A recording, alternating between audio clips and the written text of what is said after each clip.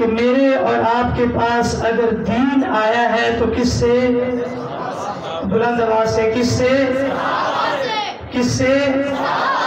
یوں نہیں جانے کا کٹوئی، یوں نہیں بچے یتیم کروائے، یوں نہیں ہاتھوں میں بیڑیاں پہنی، یوں نہیں جیلوں کی سلاخوں کے پیچھے گئے۔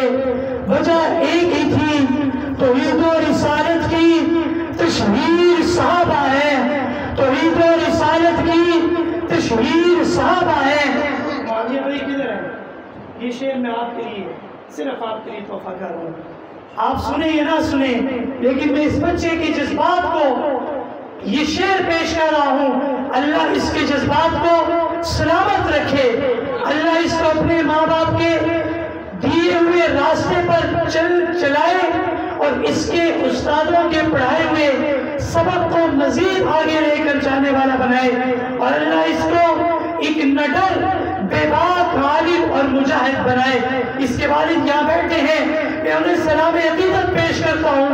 توحید و رسالت کی تشہیر صحابہ ہے، سرکار کی سیرت کی تقریر صحابہ ہے، جو بار نبوت کا آقا نے اٹھایا تھا کاندھوں پر، اس بار نبوت کے شاہتیر صحابہ ہے۔